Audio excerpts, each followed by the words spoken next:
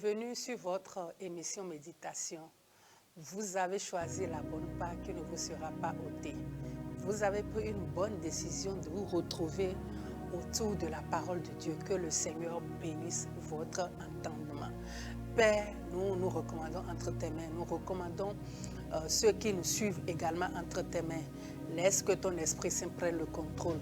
Nous ramenons tout esprit captif à l'obéissance à ton esprit. Que toute pensée soit captive aussi à l'obéissance à ton esprit. Seul ton Esprit Saint règne ici. Nous condamnons les raisonnements et les paroles qui vont à l'encontre de tout ce que ton Esprit Saint veut dire ici. Laisse que la gloire te revienne au nom puissant de Jésus. Bienvenue une fois encore sur votre émission. Vous avez choisi la bonne part, elle ne vous sera pas ôtée. Vous savez, le Seigneur, pendant des siècles, avertit toujours ses enfants. Le Seigneur nous avertit toujours et il nous parle toujours. Et la Bible va nous dire que le Seigneur ne fait rien sans avoir averti ses enfants. Ce qui veut dire qu'il n'y aura aucun événement, aucune situation qui va nous surprendre. Le Seigneur avertit toujours ses enfants d'une manière ou d'une autre. Aujourd'hui, nous voulons vous parler également de leur comportement, de nous tenir prêts, d'être sobres et d'être éveillés parce que personne ne sait ni le jour ni l'heure. Et cela va toujours dans le même sens que notre méditation que nous avons commencé depuis quelques semaines où nous étions en train de vous dire que de venir à Christ et de prendre les jougs de Christ parce que sa charge, elle est légère et douce et facile à porter. Chers téléspectateurs, ce que le Seigneur nous propose est nettement mieux que ce que le monde nous offre ou ce que Satan nous propose. Sachez que Jésus-Christ également en son temps, quand il était sur cette terre et il était parti dans le désert, il a prié, il a jeûné et il est revenu. La Bible va nous dire que Satan l'a tenté. Et qu'est-ce que Satan lui a dit? Il a monté en haut, perché sur une colline ou une montagne et il lui dit, regarde, contemple le monde, contemple la ville, je te donnerai ça si tu te prosternes devant moi. Et la Bible va nous dire que le Seigneur a riposté pour dire que non, ce n'est pas seulement de ça dont l'homme aura besoin sur cette terre.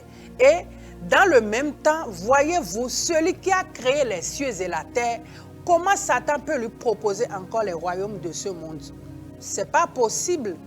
C'est lui le créateur, c'est Dieu le créateur, c'est Jésus-Christ, Dieu qui s'est fait homme en Jésus-Christ. C'est lui qui a créé le ciel et la terre. Et Satan vient lui proposer encore les royaumes de ce monde. Il lui a dit non, jette-toi. Il est dit que les anges vont venir te porter sur leurs ailes pour que tes pieds ne heurtent contre aucune pierre. Comment le Seigneur lui-même, qui a créé les anges, comment peuvent-ils se lever et se jeter dans le vide pour que les anges viennent le porter? C'est lui qui est le sauveur de l'humanité, c'est lui qui nous garde, c'est lui qui nous protège. Comment lui, le tout-puissant Dieu, le roi suprême, le roi des rois, le Seigneur des seigneurs, peut-il se jeter du haut d'une falaise? Vous ne voyez pas que c'est de l'enfantillage?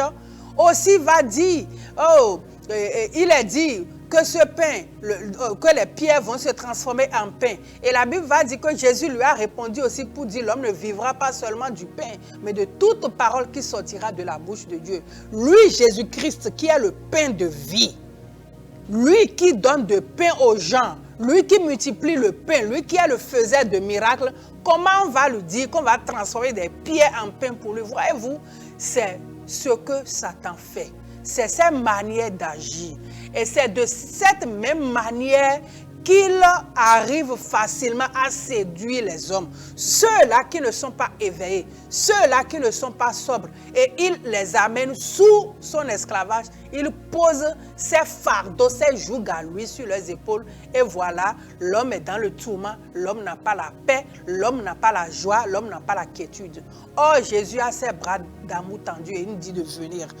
Aujourd'hui, dans le livre de Matthieu chapitre 25, le verset 1 jusqu'au verset 14, le Seigneur nous a parlé d'une histoire ici. Il s'agit des 10 vierges. La Bible va nous dire qu'il y en a 5 qui sont sensées et 5 qui sont insensées, et il y a 5 qui sont sobres. 5 sont sages et 5 sont folles. Et la Bible va nous parler de ces personnes qui se sont tous apprêtés pour aller à la rencontre de l'époux. Chers téléspectateurs, quand on parle des vierges, quand la Bible parle de vierges, la Bible parle des enfants de Dieu. La Bible parle de ceux qui sont à lui. Et voyez-vous, ça veut dire qu'au sein des chrétiens, il y en a des chrétiens insensés et il y a des chrétiens qui sont sobres. Il y a des chrétiens folles et il y a des chrétiens sages.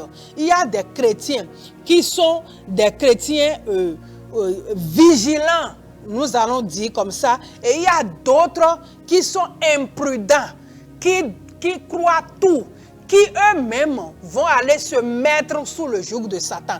Alors que dans notre émission passée, la Bible était en train de nous avertir dans le livre de Galates,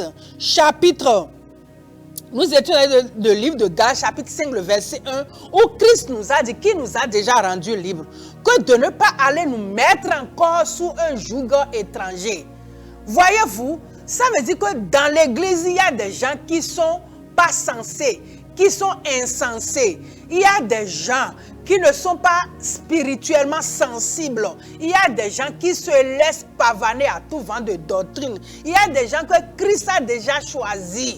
Christ leur a déjà donné la vie, mais pourtant ils sont dans leur folie, parce que c'est eux qui courent derrière les prophéties, c'est eux qui courent derrière les consultations, c'est eux qui ne veulent pas avoir une communion fraternelle avec Jésus, c'est eux qui courent d'église en église, c'est eux qui courent de prophète en prophète, c'est eux qui ne veulent pas avoir une vie consacrée à Jésus, ils ne veulent pas se séparer du péché, ils veulent vivre selon leur compréhension, selon ce que eux ils veulent. Ils ne veulent pas se mettre à respecter leurs responsables spirituels. Ils ne veulent pas respecter les lois de la Bible. Ils ne veulent pas respecter les préceptes, les ordonnances de Jésus-Christ. Ils veulent être dans l'église et faire des consultations dehors. Ils veulent être dans l'église et être adultères. Ils veulent être dans l'église et toujours être des voleurs. Ils veulent être dans l'église et toujours gruger leurs frères. Ils veulent être dans l'église et ils ne veulent pas appliquer les lois divines que le Seigneur a instaurées. Ceux-là, on les met tous dans les vierges qui sont folles. Ceux-là qui ne veulent pas se laisser à l'Esprit Saint, puisqu'on nous a dit plus haut que quand l'Esprit est en nous et que nous nous laissons guider par l'Esprit, nous manifestons le fruit de l'Esprit. Mais quand nous ne voulons pas nous laisser à l'Esprit, qu'est-ce qui arrive? Nous l'avons vu dans Timothée 1, 2 Timothée 3, verset 1 à 4, où ces vierges-là, ils sont dans l'église, mais ils sont égoïstes. Ils sont dans l'église, ils sont avides de l'argent. Ils sont dans l'église, mais ils sont prétentieux, ils sont vantards. Parce que cette lettre a été adressée à l'église. Ce n'est pas une lettre écrite aux païens. Elle est adressée à l'église. Donc c'est dans l'église qu'on a trouvé des gens enflés d'orgueil. Des gens qui sont emportés par leur propre passion. C'est ce qu'eux, ils veulent. Ils veulent qu'ils font. Ils veulent rien respecter. La Bible vous parle à vous. C'est vous qui êtes des vierges insensées. C'est vous que la Bible appelle des vierges folles. Et qu'est-ce qui s'est passé dans le livre de Matthieu quand Jésus-Christ a fini de raconter son histoire? Il a dit, quand l'époux est arrivé, d'abord l'époux a tardé de venir. Jusqu'à ce qu'au verset 5, on nous a dit, comme le marié se faisait attendre, elle s'assoupire toute et finit par céder au sommeil. Voyez-vous, chers téléspectateurs, aujourd'hui là, nous sommes dans le temps de sommeil. Mais qui sont ceux qui dorment ici? C'est les insensés, ceux qui font leur comportement qu'ils veulent et ceux qui respectent Dieu dans l'église. Les deux ont fini par s'assoupir. C'est ce moment que nous traversons actuellement, où L'atmosphère est lourde. Nous sommes plongés dans un sommeil spirituel. Nous n'avons plus le temps de prier, nous n'avons plus le temps de méditer, nous n'avons plus le temps d'avoir une communion fraternelle avec le Seigneur. Nous sommes sur les réseaux sociaux, nous sommes sur nos téléphones. Nous pouvons passer 4 heures du temps sur le téléphone et nous ne pouvons pas faire 4 minutes de prière. Chers téléspectateurs, si c'est comme ça dans ta vie, tu as déjà cédé au sommeil dont on est en train de parler ici. Si tu passes 2 heures de temps, 3 heures de temps, 4 heures de temps à faire des commérages avec les voisins et après, tu n'as même pas pu avoir 30 minutes de prière, ça veut dire que le sommeil dont on est en train de parler t'a déjà gagné. Si vous parvenez à rester à la télé pendant 4 heures de temps, à suivre toute une saison de séries, et après 30 minutes de prière à l'église, vous ne pouvez pas. Quand le pasteur commente son sermon, vous regardez l'heure pour dire qu'on n'a pas vite terminé. Le sommeil vous a déjà pris. Parce que la distraction est là. Nous tous, nous sommes dans cet assoupissement. Mais la Bible va nous dire, au verset 6, à minuit, il y a eu un cri. Un cri retentit. Voici le Seigneur est venu. Allez à sa rencontre. Mais quand il y a eu ce cri, qu'est-ce qui s'est passé? Mes chers amis, c'est ce à quoi nous vous tirons votre attention aujourd'hui. Parce que quand il y a ce cri, nous devons nous lever. Parce qu'on dit toutes les filles se levaient et préparaient leur lampe. Or, c'est seulement les sages qui ont pu allumer leur lampe et les insensés, il n'y a pas d'huile dans leur lampe. Leur lampe s'éteint. Les autres ont pu préparer leur lampe parce qu'elles étaient prêtes, elles ne se sont pas trop laissées au sommeil, elles ne se sont pas trop laissées à l'amusement, elles ont préparé d'huile dans leur lampe.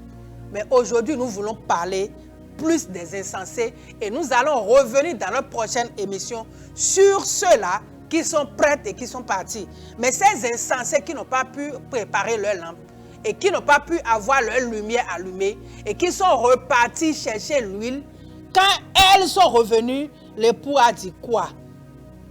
Vraiment, je vous l'assure, je ne sais pas qui vous êtes. C'est ce que Jésus a dit. Chers téléspectateurs, cela nous amènera à réfléchir. Nous pouvons être dans l'église 20 ans. Si ce sommeil nous prend, le sommeil dont on est en train de parler nous prend, nous sommes sur notre téléphone, nous sommes à la télé, nous sommes sur les réseaux et nous n'avons pas une vie de communion avec le Seigneur. Et cette distraction nous a prises. Et on est dedans et que notre lumière n'est pas allumée dans ce chaos. Soyez sûrs, quand le maître va venir, il va dire « je ne vous connais pas ».